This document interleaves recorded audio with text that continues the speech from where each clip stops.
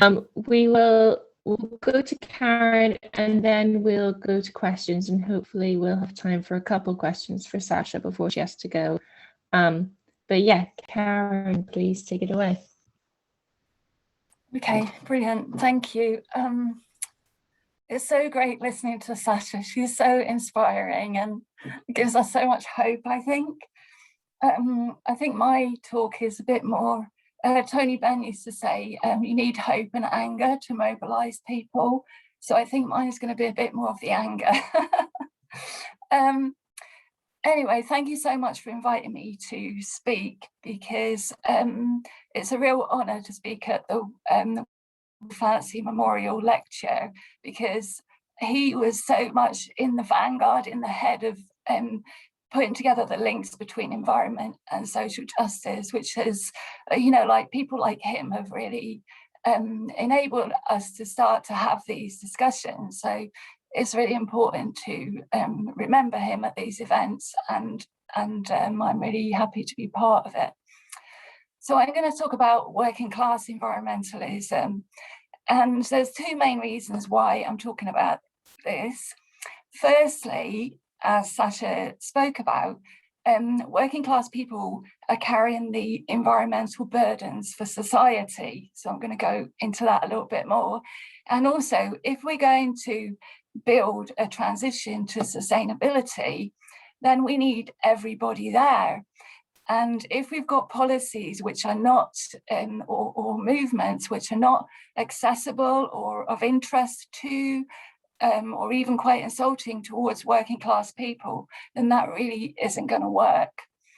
So let's have a talk first of all about these disproportionate burdens. What are we talking about? So the environmental burdens are important because they affect our health. For a long time, we've sort of kind of pretended that health is down to luck or lifestyles and that kind of thing, rather than actually admitting that it has anything to do with the environment. And even though the World Health Organization now is saying that millions of people die every year because of pollution, we're still nobody's held accountable for that until Ella Kissy-Deborah's mum took the council to court in London for the pollution there. And I believe that was the first case in the world where somebody was held accountable for killing people for pollution. So we see these disparate burdens. I mean, there's absolutely hundreds and hundreds of studies that show that working class people are more likely to suffer poor air quality than their middle class counterparts.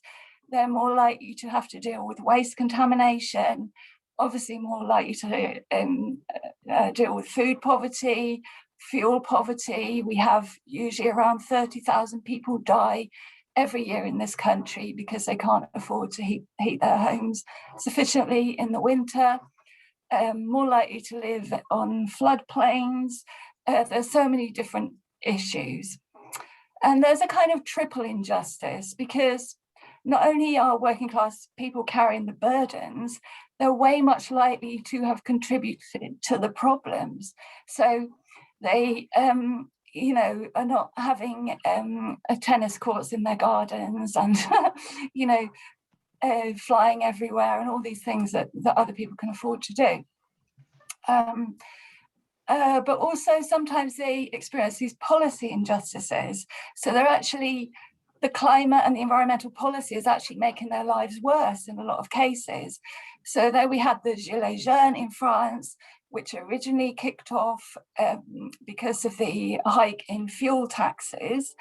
And, there's a lot of working class people being pushed to the edges of cities, as is going on in England at the moment.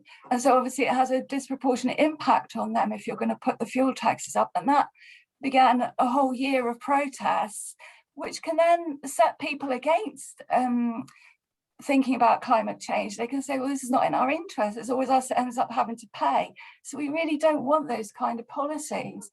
The same with these clean air zones. We've got the one in London, which it was all about cars. They had nothing to say about these wood burner stoves, which were, something that middle class people tend to have. Although they are talking a bit more now about the wood burner stoves. And so Birmingham now has brought in this clean air zone. And then you've had on the front page of the Daily Mail and the Sun, you know, this absolute outrage about people having to pay to go into the city. And I've been in meetings where people say, oh yeah, but we've got to do it because of the climate. And I'm like, well, why not do what Manchester's done and have free public transport in the city centre instead of, you know, people having to pay extra? And they're like, well, it's not much. Well, it is a lot. You know, a lot of people in this country are living on £7,000 a year. People that are getting free school meals, that's what they're living on. And if they've got to pay extra to drive their diesel vans into the city to do cleaning and gardening and building services for middle class people and carry that themselves, you know, that's just not gonna, it's not gonna build a movement. It's gonna put people against it. The feed-in tariffs was mentioned earlier on.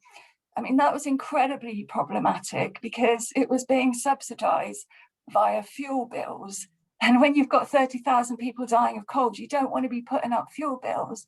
I mean, a large part of the reason for the high fuel bills was the profits for these companies. So one thing we need to do is to put the utilities back in public hands, nationalise the utilities.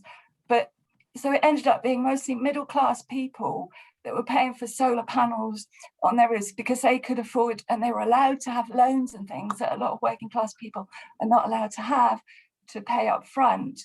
So I was happy to see that policy go. Green jobs is another one. It's very hard for working class people to access those jobs. They tend not to be framed in such a way that working class people can do them. It's like, well, you've got to have a master's in sustainability or whatever, you know, so we need to change all of that. We've only got to look at the Green Capital programme in Bristol and what happened there with these ideas of nuts falling off trees to the sound of an orchestra in, I don't know where it was, out somewhere, even though it was the year when the nuts were not actually on the tree.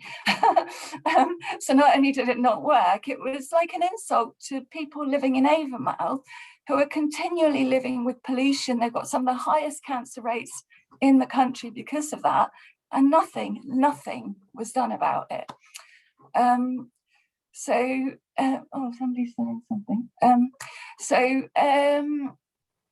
And then we've got the environmental movement itself, which is why I became so angry in the first place, because I come from a working class background. I've lived virtually all my life on council estates, apart from 7 years in St. Paul's. I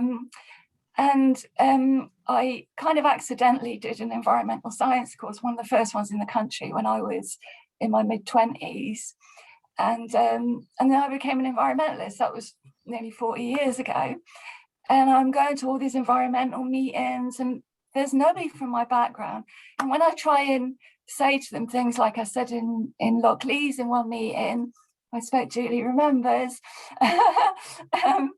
I said, well, because we were talking about, you know, what we should do about policy, what kind of green policy should we have? And I said, well, one good policy was just that we should have free green waste collection, because the landfill collection's free, but the green waste isn't. And on my estate, people end up burning the rubbish because they can't afford to pay for the green bin. And it's just a way of getting rid of it. So all through the summer, there's fires everywhere, not good for anyone or anything. And their reaction in the meeting was, well, they need educating. And I was like, no, they know that it would be better to use a green waste bin, but they can't afford it. And honestly, they couldn't understand the whole concept of not being able to afford something, which totally blew my mind, because I come from a background where that's pretty much the first thing, can I afford it? Or have I got time to do it? So my research has shown, which is this new book, Diversity, Inclusion, Environmentalism, and Working Class Environmentalism, and about 100 other publications of talking to working class people, is just this message about, you know, the environmental movement is just too individualized. It's telling us we're doing everything wrong. Mostly what they tell us to do are things that we can't afford or we haven't got time to do. And, you know, that is where it's all problematic. So what I think the solutions are, we need to build on working class struggles. We have a whole history of the trade union health and safety movement, which is largely... Hi, Cindy. How are you? Can everyone yes, mute right. except for Karen, please? Or Andy, can you mute everyone except for Karen? Yes. Thank you. Yeah. Catherine, can you mute yourself, please? Yeah, so we've got the history of the trade union health and safety movement, and that is pretty much totally about the environment. You know, because of them really becoming their own epidemiologists, doing their own science. Oh, Andy, you've muted Karen by mistake. I don't know where you heard from. I think you just started talking about epidemiologists. Okay, so you got that. Yeah, so risking their lives, risking their health, trying to prove that lead is not safe, asbestos is not safe, arsenic is not safe. If it hadn't been for this movement of working class people, you know, we'd all be being poisoned still, because the companies kept doing their own research, telling them, no, you're wrong, you're wrong, you're wrong. There's a really good film, The Radium Girls, which really brings it home very well. You know, and meanwhile, the workers are dying left, right, and centre, and they're saying there's something wrong here. And so we need to build on that. We need to be listening to working class people, because working class people are constantly saying what's wrong. On this estate, we're constantly saying that these electromagnetic frequencies that run through our estate are making people ill. They're having miscarriages, they got cancer, they got leukemia. Almost everyone that comes to the meetings about it has got those problems. And even so, they've just decided to build even closer to the pylons, actually almost underneath them, so-called affordable housing, or housing where people don't have a chance where to go, choice where to go. It's not like private housing. And so they could have put that housing on the rest of the estate and the private houses under the pylons, but no, they knew they wouldn't sell. So it's environmental injustice writ large.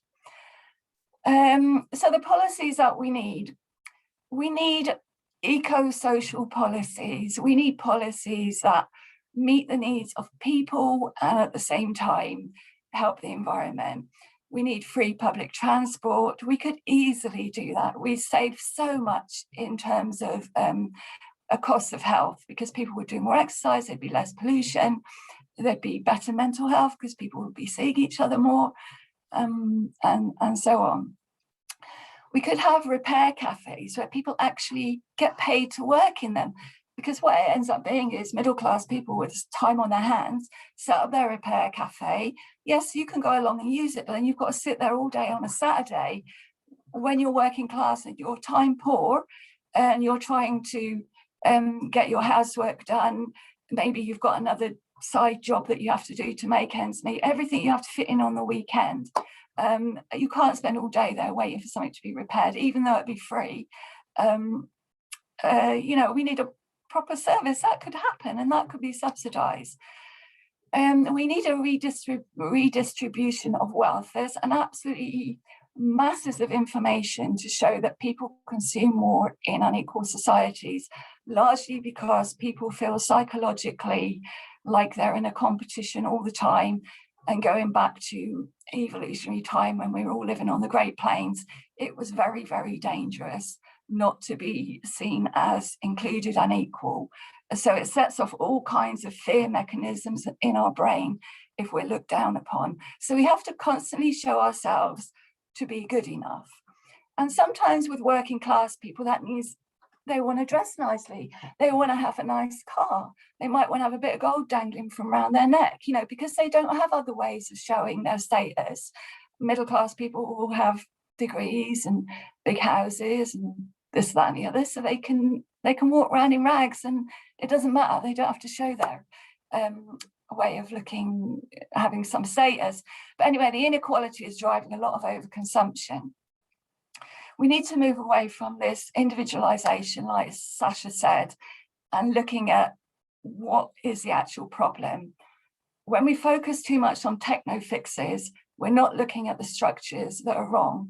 So, for example, if we look at the United States military alone, and we look at a hierarchy of countries and their greenhouse gases, United States military alone, and the UK would come pretty close to this, but I don't have the data for them, come about 39 in the list of countries, somewhere between Portugal and Peru.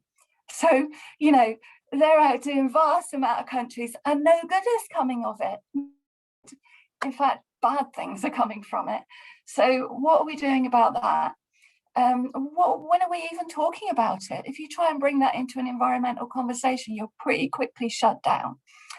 And I totally agree with Sasha, we need to be criticising capitalism. I know Will Fancy would agree with me on this, so I'm in good company.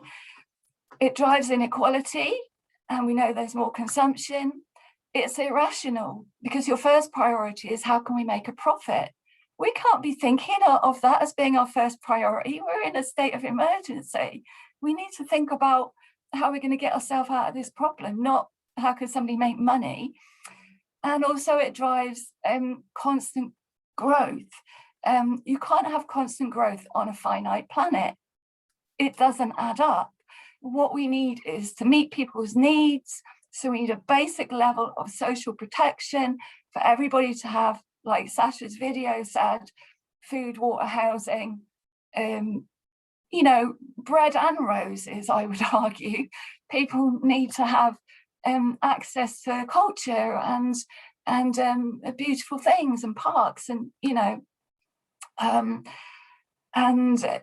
so we need to be thinking along those lines, meeting needs, but having a wealth cap, and I would also say an income cap, in fact, so that the wealthy cannot have their own swimming pools and just overindulge, which doesn't make anybody happy anyway. There's loads of research saying that any income over above £30,000 doesn't bring you any extra happiness.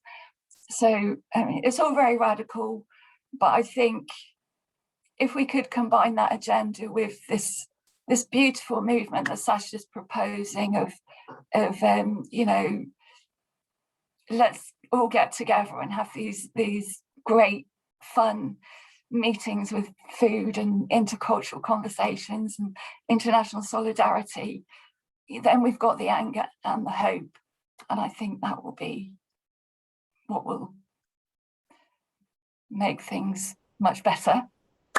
Thank you. That's great. Thank you so much, Karen.